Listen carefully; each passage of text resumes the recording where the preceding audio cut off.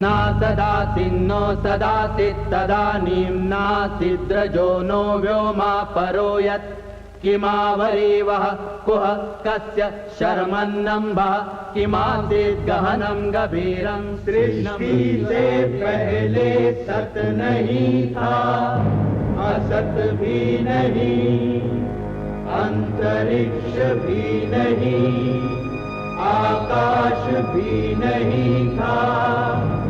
छिपा था क्या, कहाँ, किसने ढका था? उस पल तो अगम अतल जल भी कहाँ था।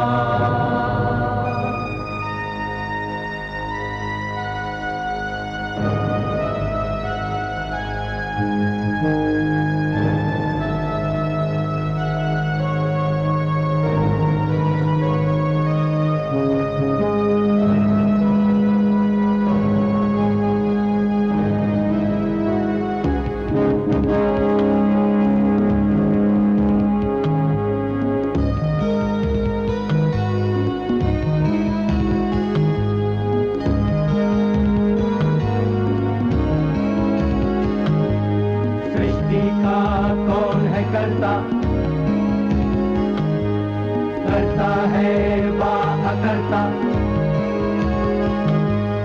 ऊंचे आकाश में रहता, सदा अध्यक्ष बना रहता। वही सचमुच में जानता या नहीं भी जानता है, किसी को नहीं पता, नहीं पता, नहीं है पता, नहीं है पता।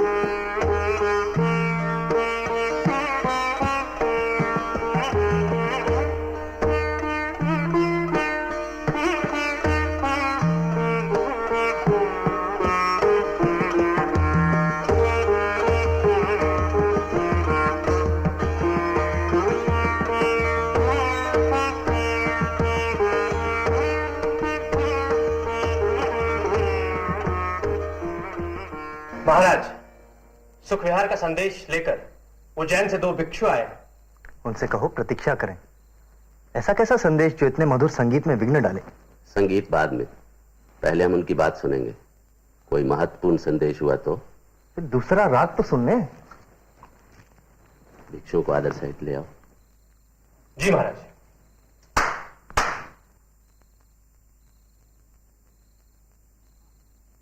वाह, क्या दृश्य है। सुबह इनके दर्शन हो जाएं तो दिन भर भोजन का दर्शन ना हो। पुण्य आत्माओं को प्रणाम। सुखविहार जी कैसे हैं? क्या संदेश भेजा है? महाराज के लंबे जीवन की कामना के साथ श्रेष्ठी सुखविहार ने संदेश भेजा है कि सांची में विहार का कार्य अब समाप्ति की ओर है। निर्माण संपूर्ण होने पर भिक्षुओं को भोज और वस्त्रादि देने का आयोजन किया है। हमसे क्या अपेक्षा है? यही कि इनके आयोजनों प्रयोजनों में होने वाला व्यय महाराज वहन करें और ये लोग मौज करें। ठीक है ना? नहीं श्रीमान, श्रेष्ठी सुखविहार ने केवल संदेश ही भेजा है, कुछ लेकर आने को नहीं। हाँ, ऐसा महत्वपूर्ण संदेश न मिलता तो राजकाज ही रुक जाता। इसकी बातों पर ध्यान न दीजिए। आपके आने से इसके आनंद की मात्रा अधूरी रह गई है, इसलिए विचलित है। इस अपराध के लिए क्षमा। उज्जैन में क्षेत्रपाल के रूप में संघ ने महाराज को अपना हितैषी पाया था। सम्राट के रूप में भी महाराज के मन में संघ के प्रति ऐसा ही स्नेह भाव होगा, यह मानकर हम यहां आए थे। तब तो अवश्य ही तुमने ये पुराना गीत सुना होगा। मदिरा का एक घूंट बहुत करामाती, मां है के पत्नी कुछ याद नहीं आती, बहुत करामाती, महलों में जीवन भर सुख पाया है जीवन भर, वही महल पत्तों की कुटिया बन जाती, पोखर भी यूं दिखता सागर हो लहराता, कूदो तो कीचड़ में मुइया सन जाती, बहुत करामाती बहुत करामाती, मदिरा का कहाँ अंत, मस्ती का नित बसंत, राजा भी लगता है लंगोटिया साथी, बहुत करामाती बहुत करामाती। महाराज का समय नष्ट करने के लिए हम क्षमा चाहते हैं और वापस जाने की आज्ञा भी। जैसी आपकी इच्छा। श्रेष्ठ जी सुख विहार से कहिएगा, विहार के विषय में जानकर प्रसन्नता हुई।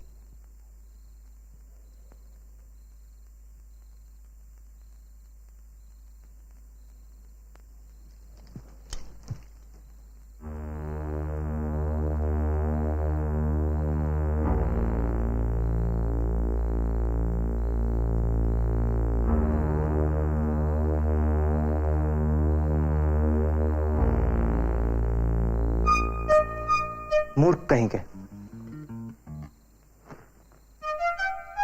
मेरी समझ में ये नहीं आता है कि ये लोग इतने दुखी क्यों रहते हैं। ना काम ना धाम, औरों का खाना औरों का पहनना, और मुंह ऐसा लटकाया हुआ है जैसे कि प्रलय ही आने वाली हो।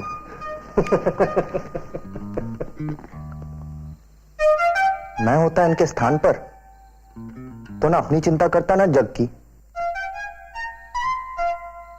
खूब खा पी कर मौज मस्ती करता है दिन रात, और एक ये लोग हैं।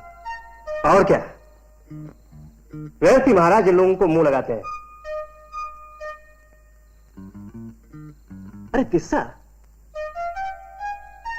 कई बार देखने को मन होता है कि सिंहासन पर बैठे तुम कैसे लगोगे। क्यों? कभी महाराज बाहर गए तो शासन तो तुम्हें संभालना होगा ना।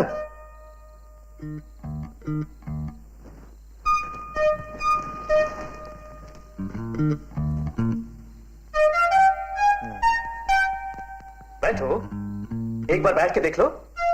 नहीं, मुझे नहीं लगता है कि इसकी गद्दी आरामदायक है। अब बिना बैठे कैसे पता चलेगा। एक बार बैठ जाओ। हाँ ठीक है, तुम हट करते हो तो हम बैठ जाते हैं।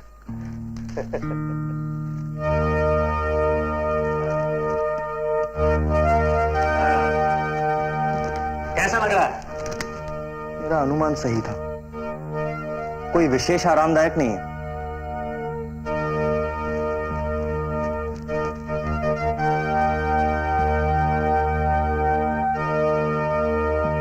कैसा लग रहा हूं? एकदम महाराज की तरह। जैसा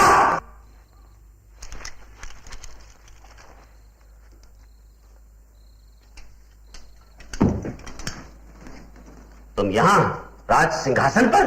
जी भैया, वो तो तुम्हारे मन की गहराई में दबी हुई सम्राट बनने की भावना सतह पर आ ही गई। मुझे पहले से ही संदेह था, अब तो इसका प्रमाण भी मिल गया है। ये आप क्या कह रहे हैं भैया? मैंने तो राधागुप्त के कहने पर। राधागुप्त? जी महाराज। किस्सा क्या कह रहा है? महाराज आप ही सोचिए, मैं कैसे कह सकता हूं। सुना किस्सा? राज सिंहासन का अपमान राजद्रोह से कम नहीं, तुम्हें मृत्युदंड मिलेगा। अरे दया करो भैया, दया करो भैया। ये राधागुप्त झूठ बोल रहा है। इन्होंने ही मुझे उकसाया था कि तुम्हें सम्राट बनना चाहिए। धिक्कार है तुम पर विश्वास किया, तुम्हें अपना समझा, मूर्खता थी मेरी। अच्छा हुआ तुम्हारे षड्यंत्र की पोल जल्दी ही खुल गई। राधागुप्त। जी महाराज। किस्सा को सूली पर लटकाने का प्रबंध किया जाए। दया करो भैया, भैया दया करो। महाराज किस्सा आपका भाई है, नादान है, भूल हुई। इतना कठोर दंड न दीजिए महाराज, दया कीजिए। एक राजद्रोही को दया की अपेक्षा नहीं, इसे मृत्युदंड ही मिलेगा। नहीं भैया, नहीं नहीं।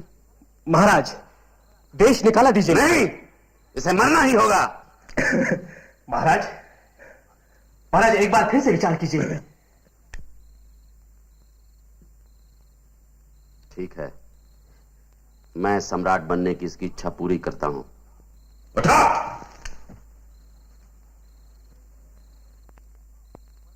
ऊपर देखो। 1 सप्ताह के लिए तुम सम्राट हो। जितना चाहे भोग विलास करो, संगीत नृत्य का आनंद लो। आज के 8वें दिन तुम्हें मृत्यु का आलिंगन करना होगा।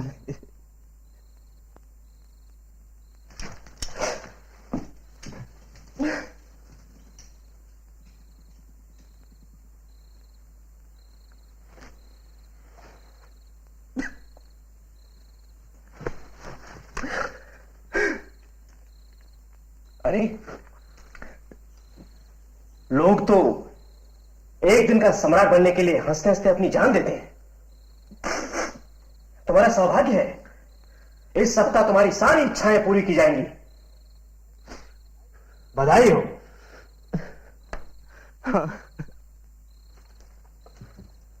महाराज, रागरंग का पूरा प्रबंध कर दिया गया है।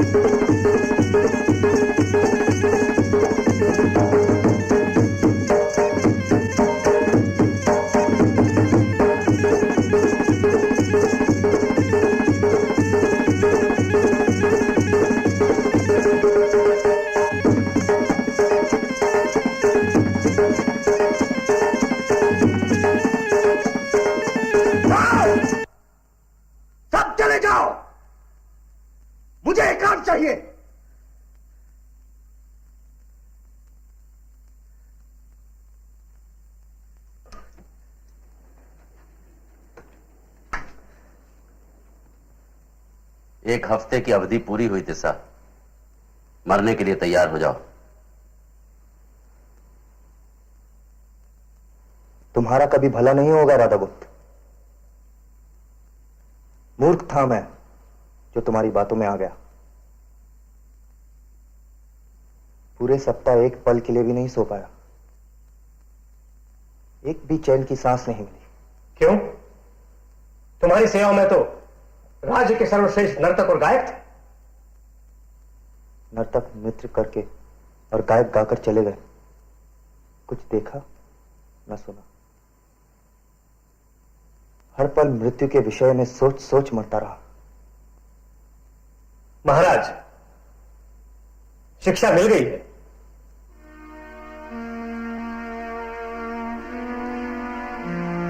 तिस्सा, उन भिक्षुओं का स्मरण है जिन्हें देखकर घृणा से मुंह फेर लिया था तुमने, और तुम ये जानना चाहते थे कि उत्तरदायित्व से मुक्त रहकर भी ये लोग इतने दुखी क्यों रहते हैं। क्योंकि वो कभी भूलते नहीं कि एक ना एक दिन सबको मर जाना है। सांसारिक भोग विलास मिथ्या है, परोपकार ही जीवन है। मैं यही शिक्षा तुम्हें देना चाहता था जो तुम्हें मिल गई है। तुम स्वतंत्र हो। तो मुझे मरना नहीं होगा। आज तो नहीं, किंतु एक ना एक दिन तो मरना ही है।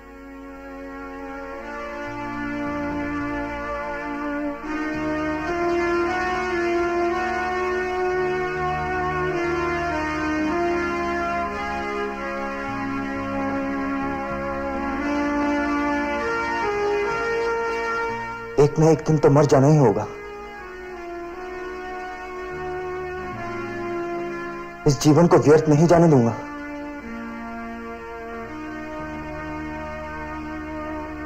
कुछ करना ही होगा। तुम तो गंभीर हो गए। मुझे जाना है। कहां जाओगे? उन भिक्षुओं से क्षमा मांगने।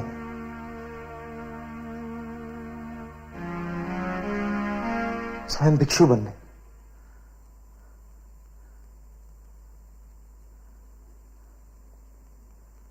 राजप्रसाद छोड़कर जाओगे? सत्ता से दूरी रहूं तो अच्छा है।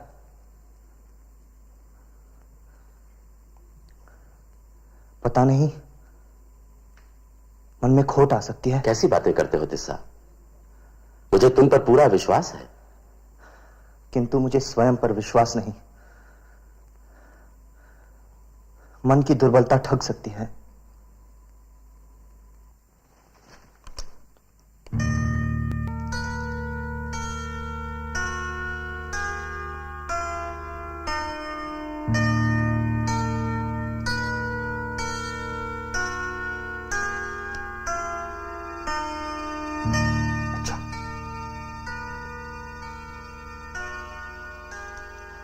महारानी से आज्ञा नहीं लोगे? उन्हें मेरा प्रणाम कहिएगा और उन्हें कहिएगा कि मैं अपने मन से गया, मन की मुक्ति के लिए। जाने की ठान ली है तो जाओ तिस्सा। जब चाहो वापस आ जाना। राजप्रसाद और हमारे मन के द्वार सदा तुम्हारे लिए खुले रहेंगे।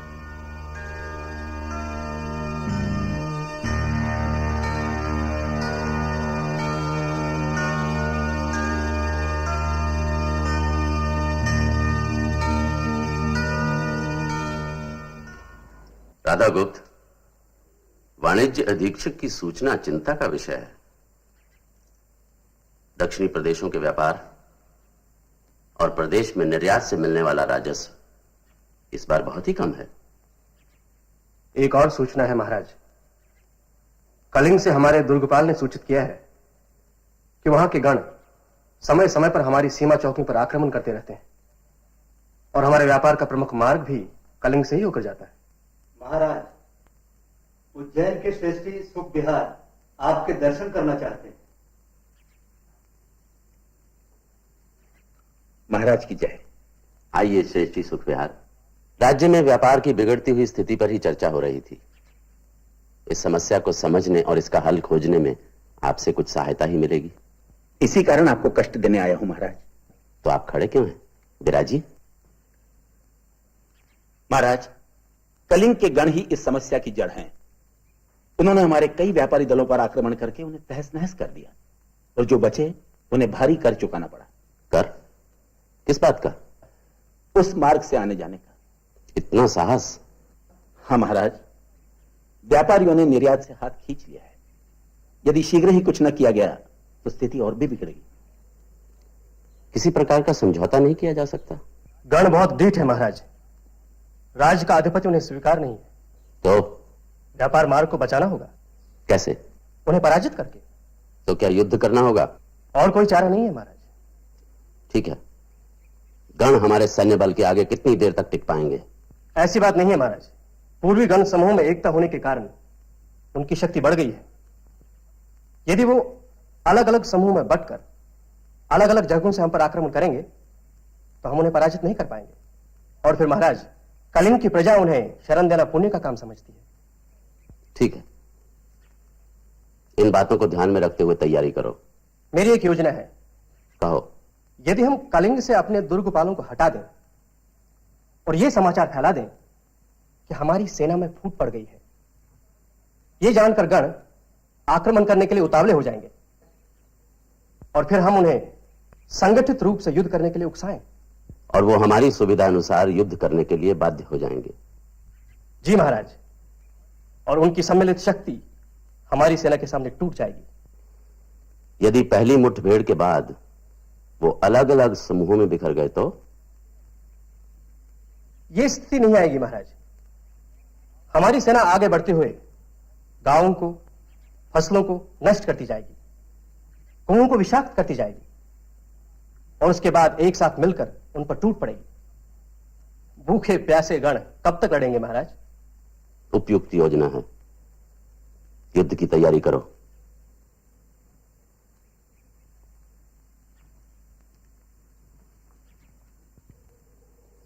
घर में सब कुशल मंगल तो है?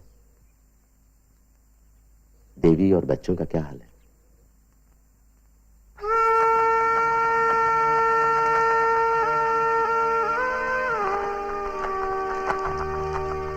नहीं, उठो मत। मैं ठीक हूं महाराज।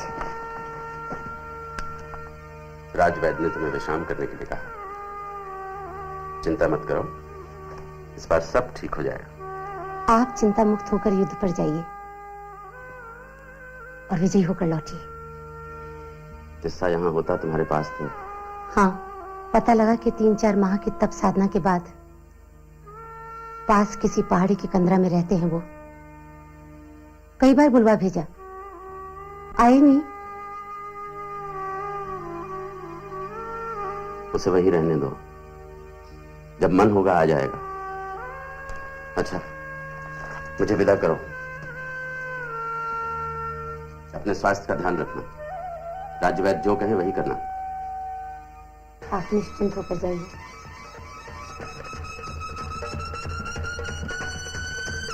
ईश्वर आपकी रक्षा करेंगे।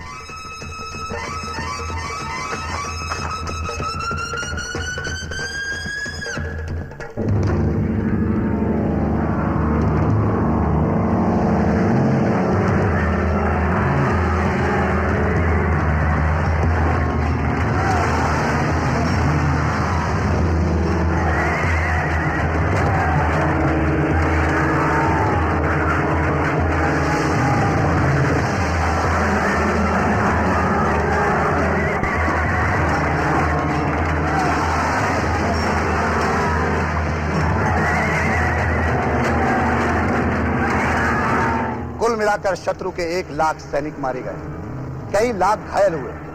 निर्वासित लोग राज्य की प्रति भूमि पर खेती बाड़ी करने के लिए भेज दिए गए। कलिंग में स्वाधीन गणों का कोई अस्तित्व नहीं रहा। अब वो सम्राट के अधीन है। कलिंग के युद्ध में महाराज को संपूर्ण विजय प्राप्त हुई है।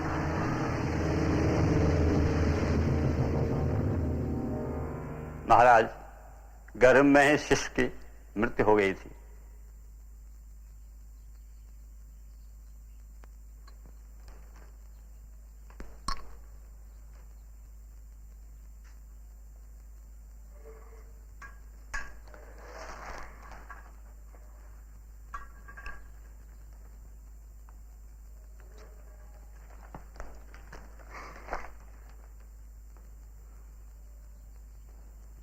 ईश्वर ने चाहा तो अगली बार। नहीं, अब कभी नहीं। राजवैद्य का कहना है कि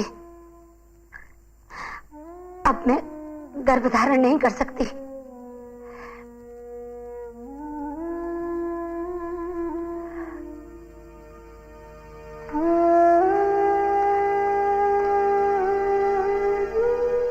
कोई ना कोई उपाय निकल ही आएगा,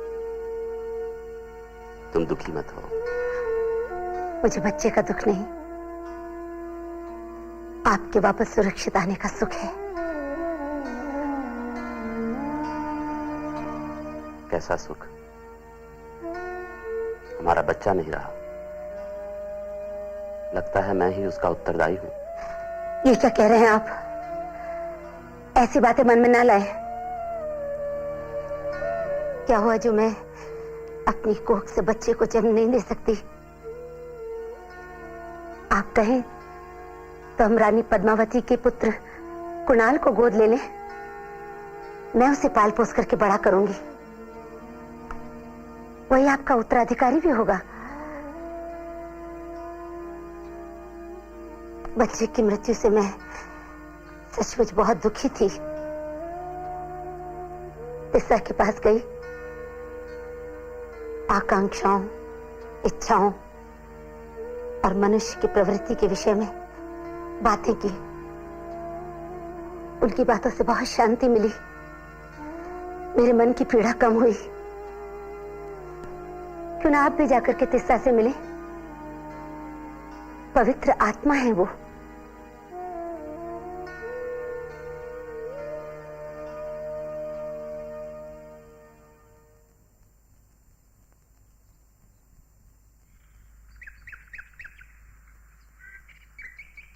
तिस्सा! तिस्सा!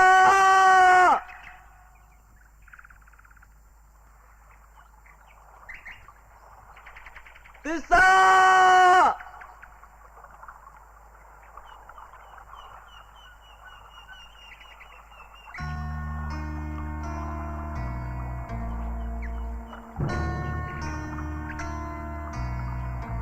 तिस्सा!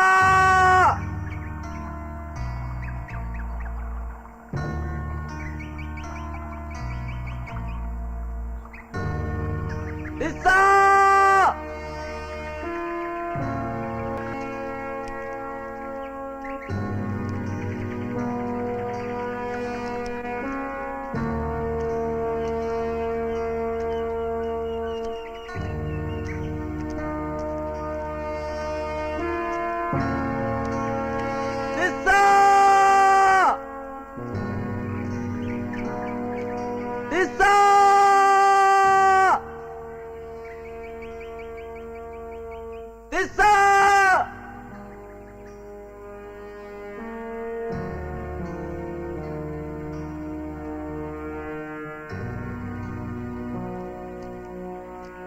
जय हो महाराज। जय विजय अब शब्द जैसे लगते हैं। अच्छा किया तुम चले आए, मन की शांति तो मिली। इतने बड़े युद्ध में विजय प्राप्त करने के बाद भी इतना अशांत,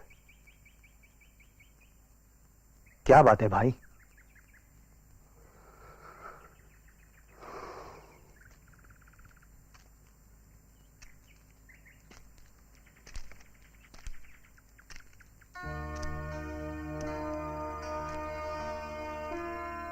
तुम ही बताओ तिस्सा, क्या मेरे बच्चे की मृत्यु दैवी प्रकोप के कारण हुई कि मुझे मेरे पापों का दंड मिल जाए? कैसे पाप? लाखों सैनिकों के रक्त से हाथ सने हैं मेरे। क्या मृत आत्माएं मुझे दंड देना चाहती हैं? देख रहा हूं कि पश्चाताप की अग्नि में जल रहे हैं आप। अच्छा है, अभी तक आत्मा मरी नहीं। भाई अशोक, आप अपने बच्चे की मृत्यु के उत्तरदायी नहीं, किंतु उन लाखों सैनिकों की मृत्यु के उत्तरदायी अवश्य हैं। मैं क्या करता, साम्राज्य की रक्षा के लिए करना पड़ा। साम्राज्य? गौतम बुद्ध का कहना है कि जिस राजा ने धरती का एक टुकड़ा जीत लिया है, वो दूसरा भी जीतना चाहेगा। सारी धरती जीतने के बाद वो आकाश पर राज करना चाहेगा। इसी प्रकार मन की इच्छाएं कभी पूरी नहीं होंगी। अधूरी इच्छाएं ले ही वो मृत्यु को प्राप्त हो जाएगा, और साथ में कुछ नहीं जाएगा, कोई नहीं जाएगा। अशोक, मुट्ठी बांधे आना है, हाथ पसारे जाना है। मैं क्या करूं मेरे भाई? गौतम बुद्ध के शरण में आ जाइए, इसी में आपकी मुक्ति है। एक योद्धा के जीवन कर्म और भगवान बुद्ध की शिक्षाओं में विरोधाभास है तिस्सा। सम्राट के रूप में मेरे कुछ कर्तव्य हैं। भगवान बुद्ध की शिक्षा, सबको समान समझो, सबसे प्रेम करो, क्या यह शिक्षा मुझे अपराधियों को दंड देने की अनुमति देगी? क्यों नहीं? दंडनीय को दंड और प्रशंसनीय को प्रशंसा मिलनी ही चाहिए। अपराधी को दंड राजा की भावना के कारण नहीं, उसके दुष्कर्मों के कारण मिलता है। और युद्ध में हुआ रक्तपात अकारण है तो निंदनीय है, किंतु शांति स्थापित करने के सभी प्रयत्नों के बाद यदि कोई राजा युद्ध में उतरता है तो उसे दोषी नहीं ठहराया जा सकता। इस स्थिति में वो शत्रुओं के हाथ मारा भी जा सकता है। यदि वो विजयी होता है तो उसे सांसारिक वस्तुओं की क्षणभंगुरता को नहीं भूलना चाहिए। उसे समझना चाहिए कि कुछ भी स्थायी नहीं है, उसकी विजय भी नहीं। एक ही उपाय है, स्वयं को शांत रखकर अपने मन से घृणा निकाल दें। विरोधी को अपने बराबर का स्थान देकर कहें, आओ आओ हम शांति से रहेंगे, भाई बनकर रहेंगे। अशोक, कलिंग के युद्ध में आपको महान सफलता प्राप्त हुई है, किंतु जब आप स्वयं पर विजय प्राप्त कर लेंगे तो यह सफलता महानतम होगी।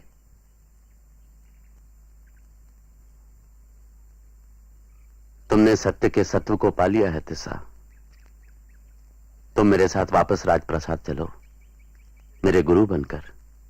नहीं, यह संभव नहीं है मेरे लिए, ना मैं इस योग्य ही हूं।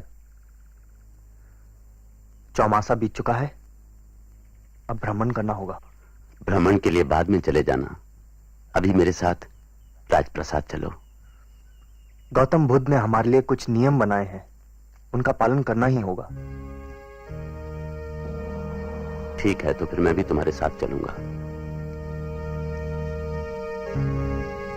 एक भिक्षु का जीवन जी सको तो चलो।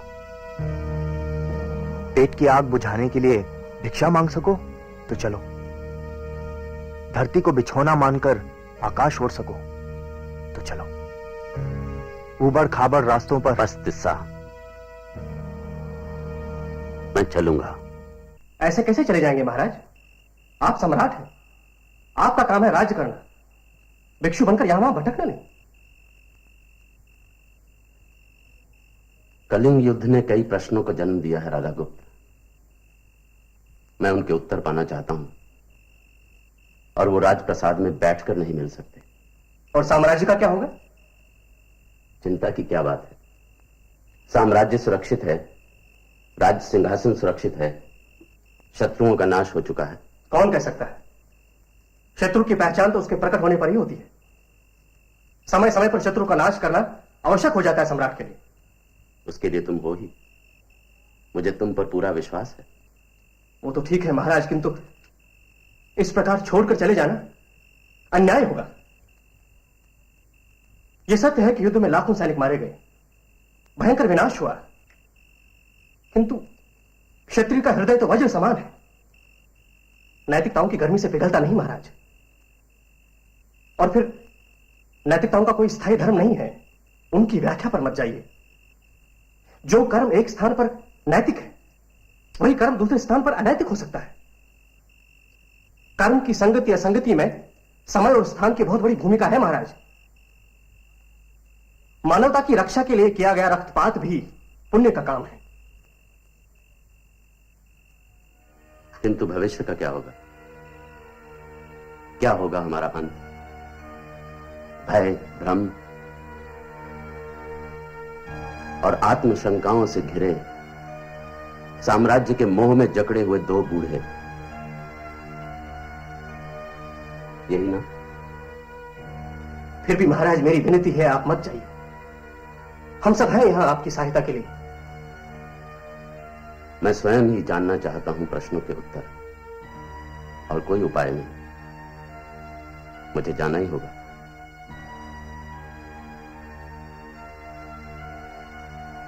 किंतु महाराज, ऐसे कई विषय हैं जिन पर आप ही निर्णय ले सकते हैं, इसलिए राजधानी और आपके बीच में एक संचार व्यवस्था का होना आवश्यक है। मुझे कोई आपत्ति नहीं, तुम्हारा क्या सुझाव है? मेरे विचार से धावक और अश्वारोही। ठीक है, किंतु सावधान रहना। किस्सा को मेरा स्नेह दीजिएगा महाराज।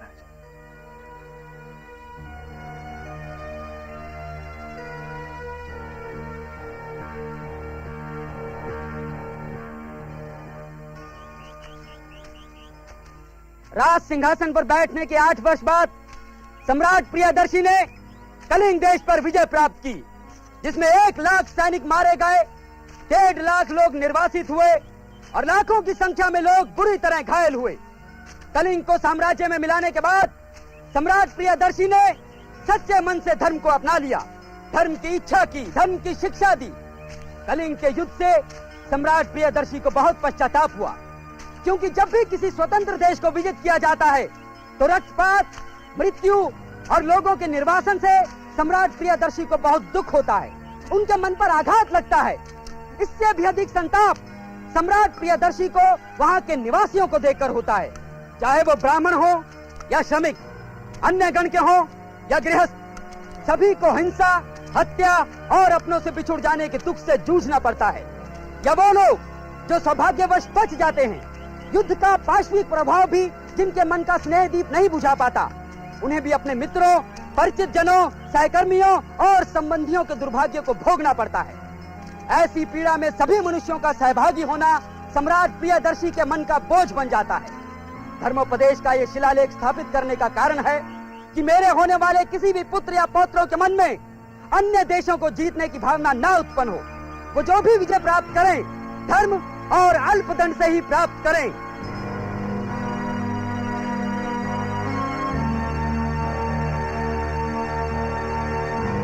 सम्राट प्रियदर्शी समस्त गणों, योगियों और जनसाधारण का उनके स्वाभाविक गुणों और मान्यताओं सहित आदर करते हैं। सम्राट प्रियदर्शी के विचार से गुण और सम्मान से भी अधिक सभी संप्रदायों में निहित शिक्षा की प्रगति का महत्व है। यह शिक्षा कई रूप धारण करती है, किंतु इसका आधार है वाणी पर नियंत्रण, जिससे प्रतिकूल अवसरों पर हम अपने संप्रदाय की अत्यधिक प्रशंसा या दूसरे की निंदा ना करें, जिससे हम संप्रदाय का प्रभाव बढ़ा सके और दूसरों को लाभ भी पहुंचा सकें। सम्राट प्रियदर्शी की यही इच्छा है कि समस्त संप्रदायों में पर्याप्त ज्ञान हो और ऐसी शिक्षा दी जाए जो कल्याणकारी हो।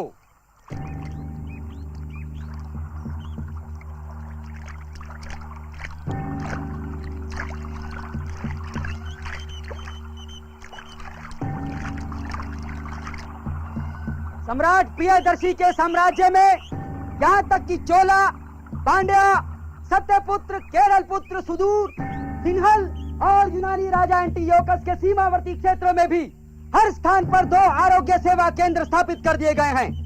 मनुष्य और पशुओं के उपयोग के लिए जड़ी बूटियां उन स्थानों पर भी उगाई जाने लगी हैं जहां पहले वे नहीं पाई जाती थी। मनुष्य और पशुओं के उपयोग के लिए मार्गों के किनारे कुएं खुदवा दिए गए हैं और वृक्ष भी लगा दिए गए हैं। सम्राट प्रियदर्शी के आदेश से तौसाली और संपा के राज्याधिकारियों और नगर न्यायाधीशों के लिए निर्देश। कई सहस्त्र मनुष्य आपके संरक्षण में हैं। आपको इनका स्नेह पाना चाहिए। सभी मनुष्य मेरी संतान हैं। अपनी संतान के सुख और कल्याण के समान ही इस लोक और परलोक में मैं सभी मनुष्यों के सुख और कल्याण की कामना करता हूं। किंतु आप इस सिद्धांत की गंभीरता को नहीं समझते। यदि आप में से कोई समझेगा भी तो अनुभूति आंशिक ही होगी, संपूर्ण नहीं। समाज में व्यक्तियों को इस पर ध्यान देना चाहिए। प्राय किसी व्यक्ति को बंदी बना लिया जाता है, कष्ट पहुंचाया जाता है और बिना कारण छोड़ भी दिया जाता है, और साथ ही और भी लोगों को कष्ट सहना पड़ता है। आपको अपक्षपात पूर्ण आचरण का अभ्यास करना चाहिए। किंतु जिस व्यक्ति में ईर्ष्या, क्रोधी स्वभाव, कठोरता, उतावलापन, हठ, आलस या शिथिलता जैसा कोई भी दोष है, उसके लिए ऐसा आचरण संभव ना हो पाएगा। आपको इन दोषों से दूर रहना चाहिए। इन निर्देशों का पालन करने पर आपका भारी हित और पालन न करने पर उतना ही अहित होगा। भूतपूर्व राजाओं ने जनमानस की प्रगति के प्रयास किए, किंतु उनकी प्रगति ना हो सकी। तो कैसे जनमानस के मन में धर्म के प्रति रुचि जागे और आस्था जन्मे? धर्म निष्ठा द्वारा कैसे मैं उनकी प्रगति कर सकूं? मैं उन्हें धर्मोपदेश सुनाने की व्यवस्था करूंगा। लाखों जन के बीच राजूका नियुक्त कर दिए गए हैं। उन्हें निर्देश दिए गए हैं कि वे जनमानस में धर्म के प्रति आस्था जगाएं। मेरे धर्माधिकारी सभी संप्रदायों के बीच कार्य कर रहे हैं। ये और अन्य कई मुख्य अधिकारी मेरी और महारानी की ओर से दान दक्षिणा वितरित कर रहे हैं। इस प्रकार धर्म की ख्याति विश्व भर में फैलेगी और इसकी पुष्टि होगी दया, दान, सत्यवादिता, पवित्रता, करुणा और सदाचार के रूप में। यह सब मैंने इस कारण किया है कि मेरे पुत्र पौत्र और जब तक सूर्य चंद्र गतिशील हैं, जनमानस धर्म का पालन कर सकें। सम्राट प्रियदर्शी के आदेश से धर्मोपदेश का यह शिलालेख स्थापित किया गया। अब यहाँ किसी भी प्राणी की हत्या करने या बलि चढ़ाने की अनुमति नहीं है। यद्यपि कुछ उत्सव सम्राट प्रियदर्शी को मान्य हैं, फिर भी उत्सवों में निहित अधर्म के कारण उनके आयोजन की अनुमति नहीं है।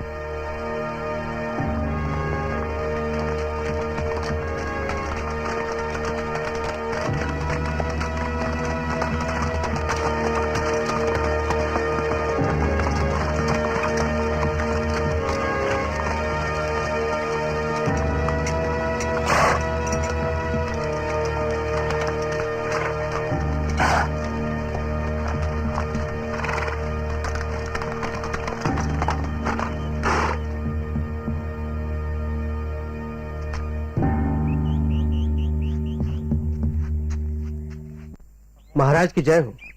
कल्याण हो। कैसे हैं राधा गुप्त? मैं तो ठीक हूं महाराज, किंतु आपका स्वास्थ्य गिर गया है। अरे नहीं, पाटलिपुत्र के क्या हाल हैं? आपकी प्रतीक्षा में है महाराज। अब तो वापस चलिए। चलते हैं, ऐसी भी क्या जल्दी है? थोड़ा विश्राम कर लो, ये लोग भी विश्राम कर लें। अश्वों को भी चारा पानी मिलना चाहिए। जी महाराज। महाराज मेरी समझ में नहीं आ रहा कि आपके आदेशों का क्या करूं। पालन करो और क्या। किंतु महाराज, आपने तो आधा सैन्य बल ही हटाने का आदेश दिया है, और वो भी सीमावर्ती क्षेत्रों में। ये तो संकट को बुलावा देना हुआ महाराज। नैतिकता के बल से विद्रोहियों को दबाया नहीं जा सकता। कलिंग में शक्ति का तांडव करके देख चुके हैं हम। क्या मिला हमें? व्यापार के लिए आवश्यक मार्ग की सुरक्षा और एक अत्यंत उपयोगी राज्य, जिसकी रक्षा के लिए हर समय भारी सैन्य बल आवश्यक है कि विरोधी उसे वापस न ले लें। इसे तुम विजय कहते हो? नहीं राधा गुप्त, बहुत हो चुका शक्ति प्रदर्शन। दूसरे उपाय भी हैं। महाराज, तो फिर सेना की आवश्यकता ही क्या है? उसे भी हटा दीजिए। सेना रहेगी प्रतिरक्षा के लिए, आक्रमण के लिए नहीं। किंतु महाराज, कभी कभी आक्रमण आवश्यक हो जाता है। जब विरोधियों को यह सूचना रहेगी कि इस नैतिक बल के पीछे सैन्य बल भी है, तो ऐसी स्थिति उत्पन्न ही नहीं होगी। यह सब इतना आसान नहीं होगा महाराज। ये सहनशीलता की शिक्षा, संप्रदायों के बीच में समानता की बातें, ये नई नई समस्याएं खड़ी कर रहा है। कौन अपने विशेष अधिकारों को खोना चाहेगा? विशेषाधिकार किसने दिए? किसने किसको दिए? स्वयं ही बांट लिए आपस में। किसे भय लगता है समानता से? वैदिक लोगों को, बौद्धों या जैनियों को? राधा गुप्त, इस प्रवास में दूर दूर तक भ्रमण किया है मैंने, और जाना है कितना विशाल साम्राज्य है ये, और कितना विभिन्न। इसी में इसकी शक्ति है। किंतु हमें एक ऐसी शक्ति चाहिए जो इतने बड़े साम्राज्य को एकता के सूत्र में बांध कर रख सके, मनुष्य और मनुष्य के बीच अटूट संबंध बना सके। और यह शक्ति सैन्य शक्ति नहीं, धर्म शक्ति ही हो सकती है। चलो राधा गुप्त, बहुत काम करना है, समय कम है, यात्रा बहुत लंबी है। अच्छा,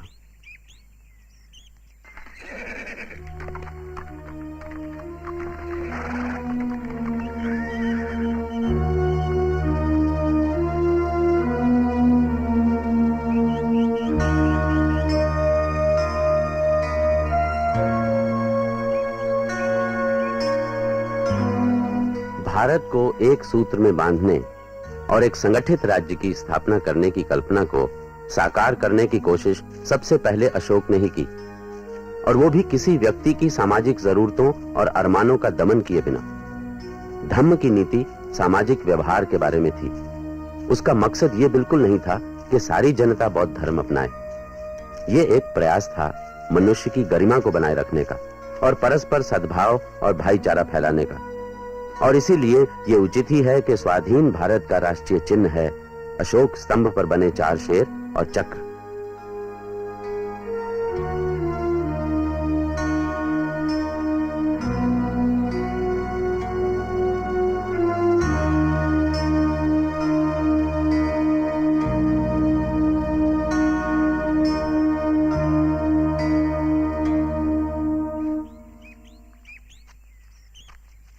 धम्मं शरणं गच्छामि संघं शरणं गच्छामि बुद्धं शरणं गच्छामि धम्मं शरणं गच्छामि संघं शरणं गच्छामि बुद्धं शरणं गच्छामि धम्मं शरणं गच्छामि संघं शरणं गच्छामि बुद्धं शरणं गच्छामि धम्मं शरणं गच्छामि।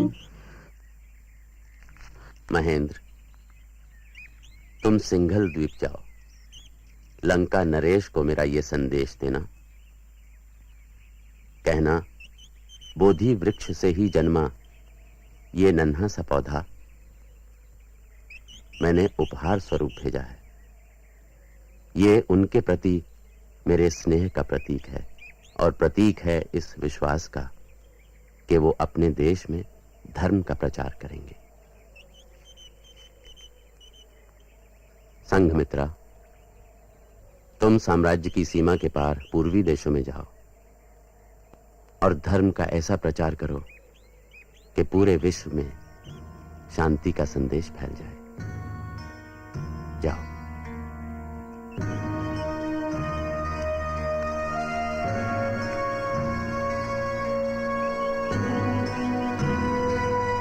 अशोक की मौत के बाद मौर्य साम्राज्य बिखर गया और भारत में साम्राज्यवादी शासन का पहला प्रयोग 180 ईसा पूर्व में समाप्त हो गया।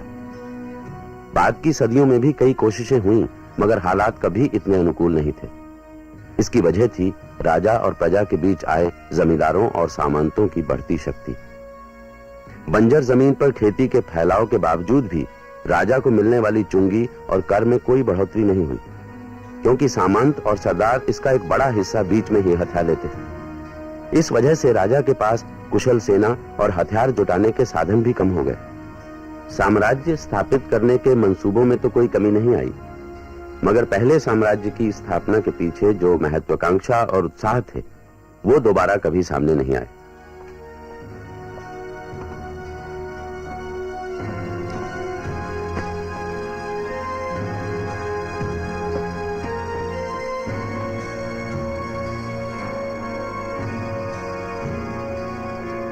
मगध साम्राज्य के पतन के बाद उत्तर पश्चिम से बार बार हमले हुए, जिनकी वजह से हिंद आर्य सभ्यता का केंद्र दक्षिण भारत बन गया। न सिर्फ विद्वान बल्कि कलाकार, कारीगर और शिल्पकार भी मगध को छोड़कर दक्षिण भारत में बस गए।